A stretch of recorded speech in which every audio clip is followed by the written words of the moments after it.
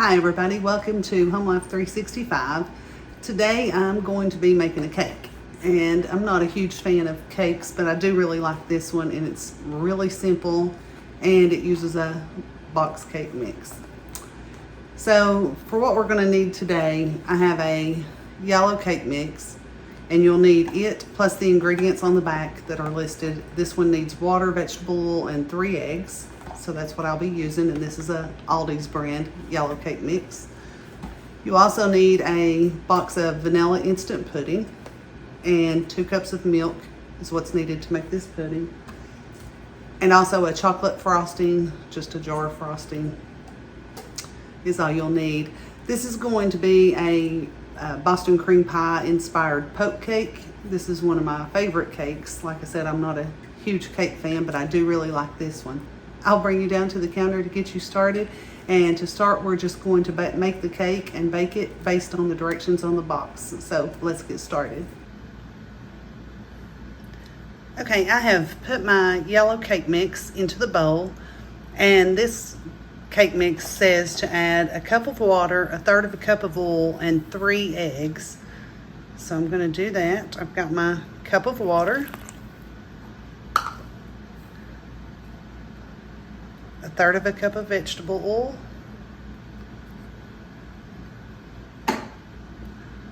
I have my eggs here. Always crack your eggs into a separate bowl. That way you can be sure you're not getting anything added in that you don't want. The cake mix instructions say to beat on low until moistened, and then beat on medium for 2 minutes. So I'm going to do that.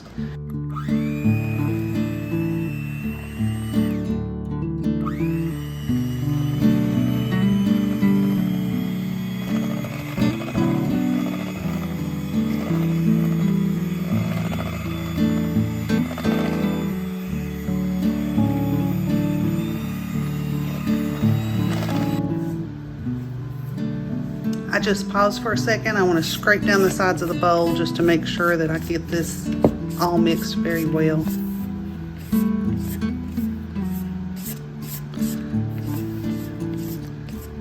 I see some bits of cake mix on the side that weren't mixed.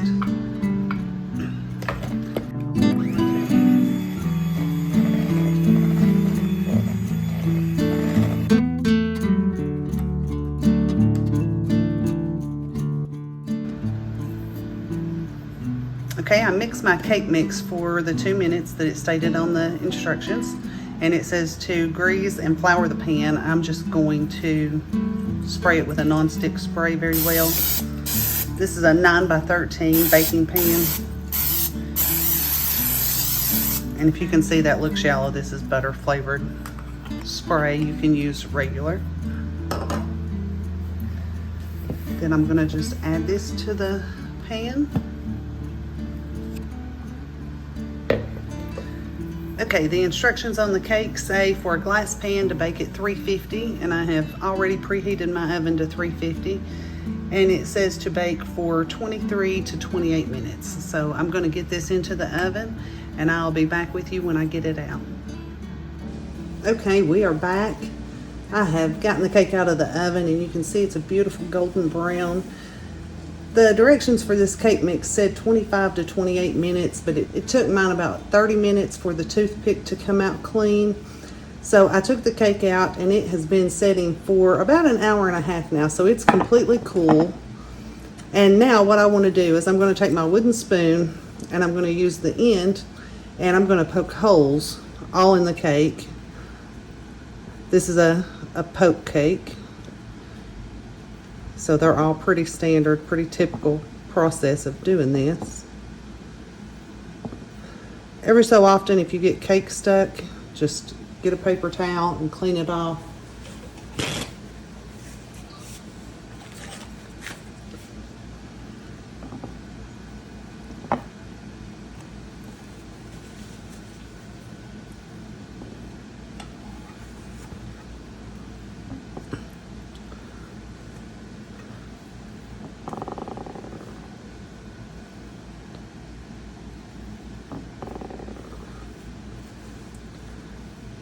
You'll see once you get in the middle of the cake that you need to clean your spoon off pretty much after each poke to avoid a lot of crumbs on the top. If you don't have a wooden spoon, you can use a large straw or a regular straw if that's all you have. It'll just take, you'll have to put a lot more holes.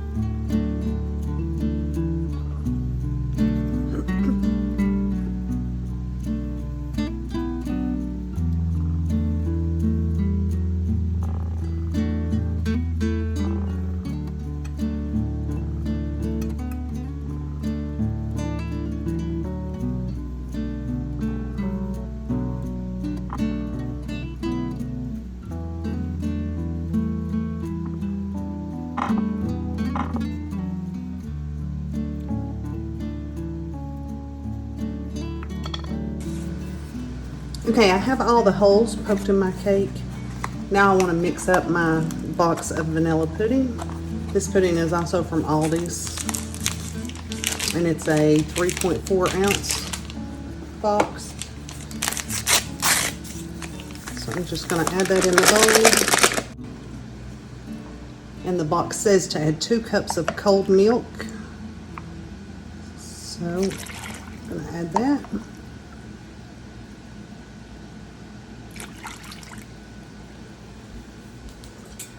And it says to whisk.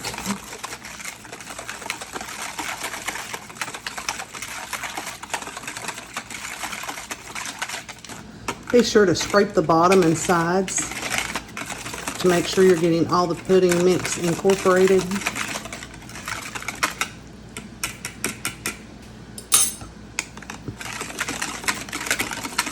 I don't want this pudding to fully set, but I do want it to thicken some. And you can see here that it's starting to thicken. I want to be sure when I pour this on the cake that it's thin enough to get down in the holes that I've poked. So I'm going to just start spooning this over the top and making sure it gets down in all the holes that I poked in the cake.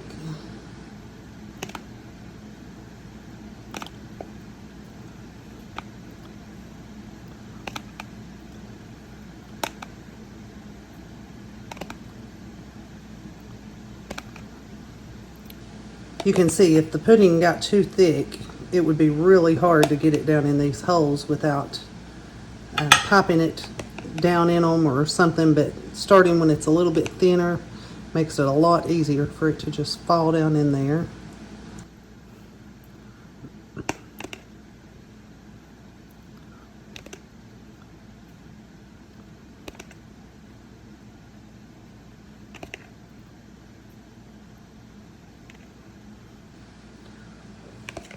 If you see any places that sink, like right here in this area, just come back and put some more pudding.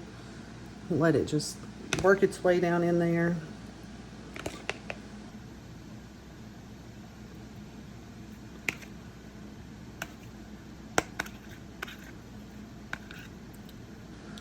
All right, once it looks like all of the holes are filled, I'm just going to take a little bit of remaining pudding and I'm just going to put it on, and then I'm going to spread it out.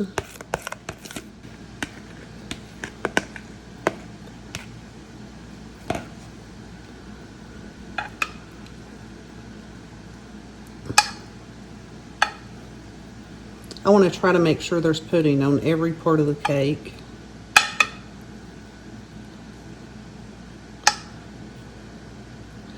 Now you can I don't know if you can see this edge. You can see that it's started pulling away from the pan where it didn't stick. If some pudding gets down in there, that's fine, because we're also going to cover this in chocolate. And that chocolate is also going to want to run down in there. So I'm just going to push some of the pudding right around those edges.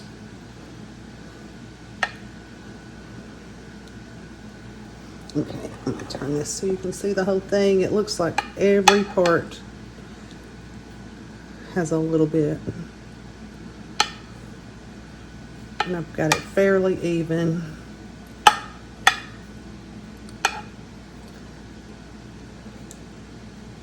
So now what I want to do is I'm going to put this in the refrigerator for about an hour, and I'm going to let this pudding set up.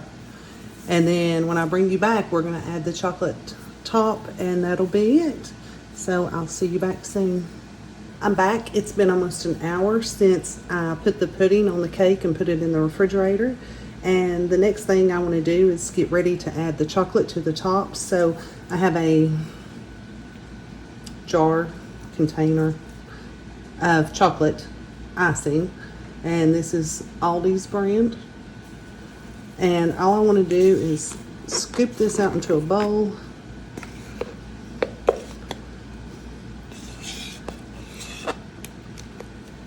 And I'm going to pop this in the microwave for about 10 seconds and give it a stir. And all I want to do is get this thin enough to where I can pour it, drizzle it on top of the cake.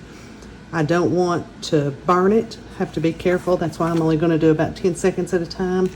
So when I get this thinned enough, I will be back with you and we will get this on top of the cake. Okay, so I microwaved this for 30 seconds and I stirred it every 10 seconds, and you can see it thinned it out nicely. And all I want to do now is I'm going to pour it on top of the cake. And I'm going to try to get this evenly spread out.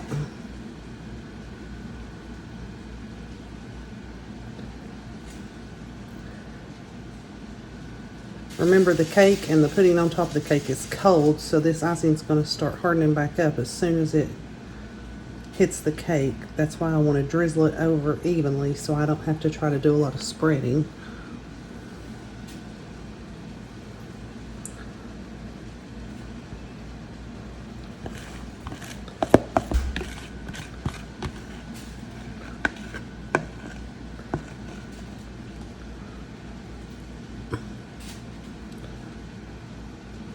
And I hope you can see this is just leveling itself out nicely.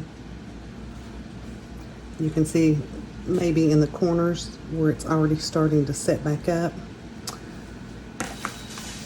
So I'm gonna give that a little jiggle just to make sure it's level. I'm gonna put this back in the refrigerator and I'm gonna let it set for 30 minutes to an hour. You could let it sit overnight. We'll probably be having some of this evening. Sorry about the timer and the noise. I am canning. So I'm going to put this in the refrigerator and I'll be back with you as soon as it's set up. I'm back and I've got the cake out. It's been in the refrigerator for about 30 minutes. And you can see one small area right there where it broke a little. And I'll tell you that can happen if your icing is a little too warm or if your cake is not completely cool. I'm sure that the cake was completely cool when I did it, so the icing must have been a little warm in a spot where I microwaved it, so it split just a little bit, but it's not too bad, and you can see the rest of it is setting up really well. And I'm just going to go ahead and cut a piece of this.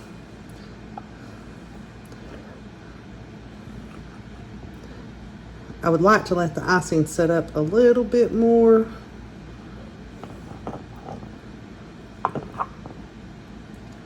But I want to have a piece, so that's what I'm going to do.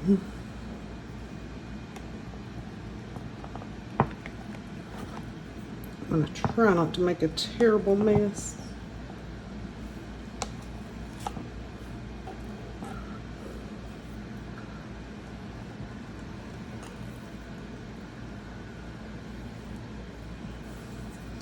Okay, the piece I cut looks a mess. I was not able to get it out very well, but you can see the cake still looks pretty good. And from the side, I don't know if you can see in there very well, but you can see the hole with the pudding down in it. Now I'm going to just cover this. I'm going to keep it in the refrigerator. So I've gotten the first piece of cake out, and I made a little bit of a mess of it cutting it. The quarter pieces are always harder to get out, I guess. The cake itself, though, looks really good. Try to get you up here. Hopefully you can see.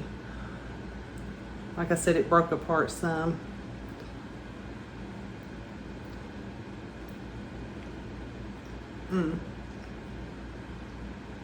It's so good.